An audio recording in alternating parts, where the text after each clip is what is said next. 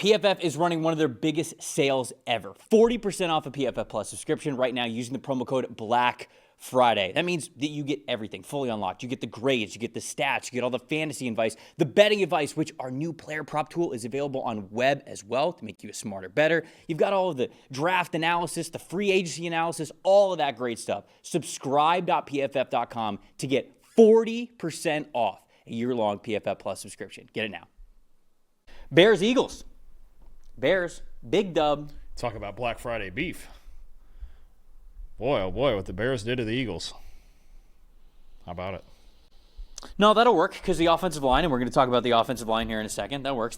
Top 5 graded players that we have for the Chicago Bears, who are now the number 1 seed in the NFC playoff picture. How about that? Running back Devon Achane at the top of the list with a 87.5. Devon Achane better be buying his offensive lineman some Black Friday beef, honestly. DeAndre Swift. What did I say? Achane. You're stuck on Devon Achane, I think. A good football player. Yeah, DeAndre Swift. Well, I mean, Devon Achane could do it as well. He had 134 rushing yards this past week. So DeAndre Swift, he should probably do it as well. Thank the offensive line for a great offensive day. We'll get to that in a second. Cornerback Nashawn Wright, an 80.9 overall grade. Safety Jaquan Brisker with a 77.7. Running back Kyle Monungai, a 75.6. And then offensive guard Jonah Jackson rounds out at number 5 with a 74.1. Quarterback Caleb Williams, 63.1 in this game. On Philly's side of things, wide receiver A.J. Brown with a 90.2. I know Dalton loves that, being on his fantasy team. Doesn't care if the Eagles didn't win. A.J. Brown 8. Cornerback Quinyon Mitchell with a 79.6. Center Cam Jurgens with a 74.0. Offensive tackle Fred Johnson a 72.8. And then offensive guard Tyler Steen at number 5 with a 69.8. Jalen Hurts, a 58.3 overall grade in this one. Stat that told the story, Dalton. The Bears were the more physically dominant team in this game. The combination of their offensive line, those two backs running so well, and Ben Johnson's just mastermind play calling in the run game controlled the pace of this game from front to back. Remember you mentioned before, was it Buffalo? Which team was it that you mentioned had 16 rushing first downs? Buffalo, yeah, against the Steelers. And that I said that was the second most of the season? Yeah. The most of the season was the Bears in this game with 17. They had 17? 17 of them. Most in any game this season. Wow. How about this one? 89.5 rushing grade as a team. Yeah. The best that we have in the 20-year history of PFF for the Chicago Bears. Wow. Best rushing grade they've ever put up in this game against this Eagles defense. 281 rushing yards. The second most since 2006 for the Bears in a game. I was going to say Matt Forte era. No? Who was it? How about a few weeks ago against the Bengals here in Cincinnati? Oh. Their 2 highest rushing totals in PFF history have come in the last 5 weeks. Think what Ben Johnson he's cooking. is doing with this off with Darnell Wright and Drew Dahlman, Jonah Jackson, his guy. You saw that Joe Tooney. They had Ozzie Trapillo starting at left tackle in this game. Good player. The tight ends, all 3 of them, Loveland and Kmet and Durham Smythe getting involved. Both backs getting involved equally. Both of them with 100-yard games.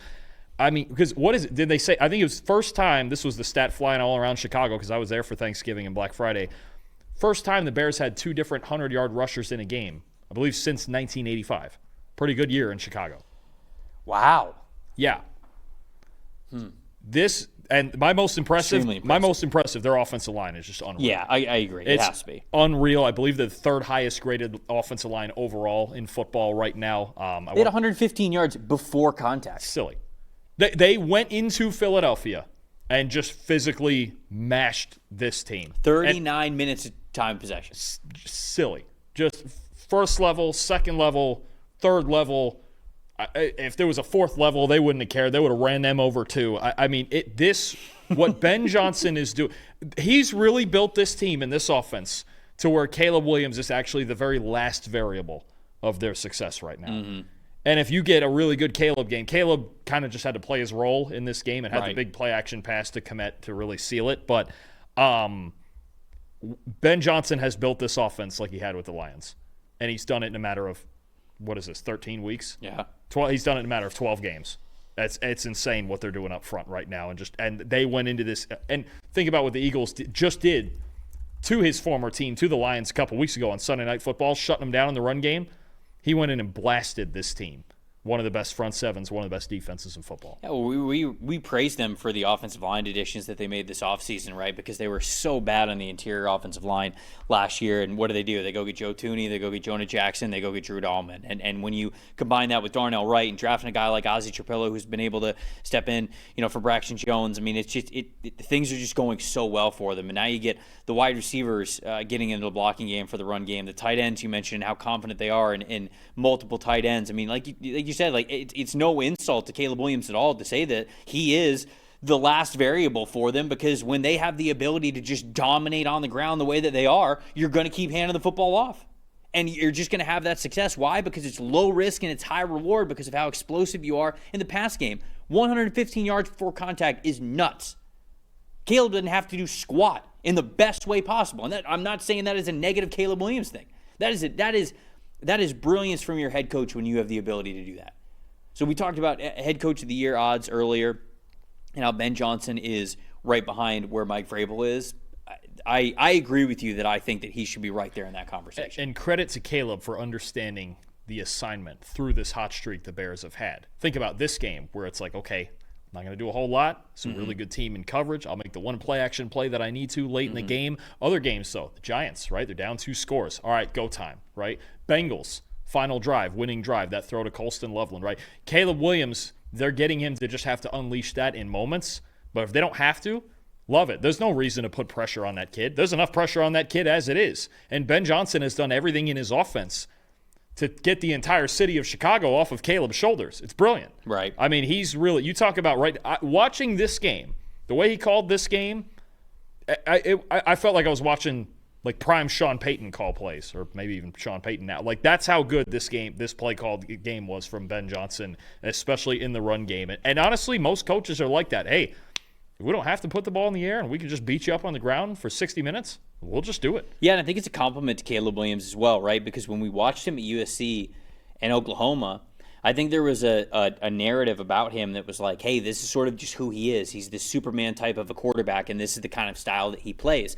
And to think, could he take I'm using back seat in air quotes here, like, could he take a back seat to not be the main component of an offense? And I think a lot of people probably would have watched him at USC and been like, I don't know. Because if you ask him to be a low volume type of a passer, are you going to get the efficiency and explosiveness that you want? Because that wasn't really who he was when he was at Oklahoma and USC. So I think that his part in this offense over the last few weeks signals growth from Caleb Williams to be efficient enough with lower volume because the rest of your team is playing well. And I think that it's taken him probably a while to get out of that identity, right? Because at USC, we talked about this, where he probably had, let's say, 10 drives a game at USC, right? Let's just, like, I'm kind of just picking a number, right? Like, let's say he had 10. He probably thought to himself, if I don't score mainly touchdowns on 6 or 7 of those drives, we will not win this game. My defense is not good enough. We have to put up 50 or we will not win. And that mentality of a player for 2 straight years, now coming to the NFL, I think we saw him struggle with that last year. I think we've seen him struggle with it at times this year, but very clearly he's comfortable in what his role is in the offense. And I'm very excited to see now, okay, now we've seen that you know how to be a lower volume and a little bit more of an efficient quarterback. What if we need you to change that on command? That's the last step for Caleb Williams to potentially being one of the best quarterbacks in the NFL. Is, can you have a game where you attempt 22 passes and play well? And can you have a game where you attempt 45 passes and play well? And can you do that on command? And if you can, that's when we start talking about him as one of the best quarterbacks in the NFL. So I think that's the next step for him. And I think Johnson did a great job getting through to Caleb, hey, this is a game where we got to live to play the next down. There were moments, I thought, where whether it was throwing the ball away or just holding it and taking off running and getting a first down on the ground, or just making the safer decision. Because we know Caleb, it's in there. There's reckless decisions in there at times. But in a game like this, again, against a struggling Philly offense, hey, if we don't turn the football over and we're running like this, just don't throw it away. Just make the safe decision, live to play the next down. I did think he did a really good job of that in this game. So all the way around, this is the biggest win the Bears have had in a long time. Last thing for me, most disappointing, just the Eagles' offense overall. 45.3 passing grade on their first 9 drives of the game. They had 11 total drives in this game. So if you take out the 2 last drives that they had for garbage time, just a 45.3 passing grade, negative 0.311 EPA per play on those first 9 drives. They were 1 for 8 on third downs before those final 2 drives as well.